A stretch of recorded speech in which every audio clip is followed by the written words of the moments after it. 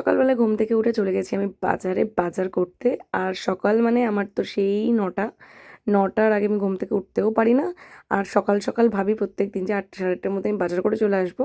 সেই আমার বাজার করে করে বাড়ি ফিরতে টাইম হয় ১১টা।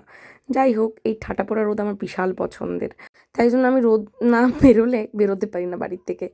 তো নিলাম একটুখানি চিকেন আর নিলাম একটু মাছ। এবার চলে এসেছি সবজি নিতে। সবজি নিয়ে তারপর চলে গেছিলাম একটা থালা বাসনের দোকানে, যেখান থেকে নিলাম এই দুটো জিনিস। আরও অনেক কিছু নেওয়ার ছিল, কিন্তু যেহেতু আমার হাত দুটো, তাই ১০০টা জিনিস আর নিতে পারিনি। ওই মোটামুটি ৯০টার জিনিস নিয়ে আমি ফিরেছি আর কি। তারপরে বাড়ি এসে খেয়ে নিলাম একটুখানি বয়েলড ভেজিটেবল আর দুটো ডিম সিদ্ধ। তো আমি একটু ডায়েট করার চেষ্টা করছি, ডায়েট ঠিক না, মানে একটু হেলদি থাকার চেষ্টা করছি আর কি। তার জন্য একটুখানি এসব খাওয়া দাওয়া। কিন্তু না, আমি বুঝে গেছি যে এটা আমার দ্বারা হবে না। কারণ স্নান করেই বসে গেছি, আবার আমি এক বাটি সুজি নিয়ে, মানে আমি আর মা এটাকে খেলাম। তারপর চলে গেল মা রান্না করতে। সারা দিন আজকে বৃষ্টিটা আসবে আসবে করে করে সেই বৃষ্টিটা নামলো আজকে সন্ধেবেলায়। তার জন্য না, মাংসটা আমি দুপুরবেলায় বলেছিলাম যে আজকে আর রান্না করতেই হবে না, এত গরম ছিল দুপুরবেলায়। তার জন্য বলেছিলাম একটুখানি শাক আর ঝিঙের ঝোল করো। তো সেটা দিয়েই দুপুরবেলায় খেয়ে নিয়েছি।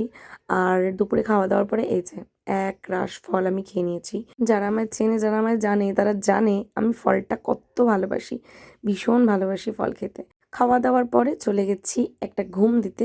ঘুম থেকে উঠে বসে গেছি এক গ্লাস দুধ চা নিয়ে। অনেকে হয়তো ভাবছো যে স্টিলের গ্লাসে আমি দুধ চা খাচ্ছি। এটা কিন্তু আমার ভালোই লাগে। দুধ চা না, মানে যে কোনো চাই খেতে আমার স্টিলের গ্লাসে চা খেতে আমার বেশি ভালো লাগে। কাপে না আমার ঠিক পোষায় না। যাই হোক, মাও ভীষণ চা ভালো খায়।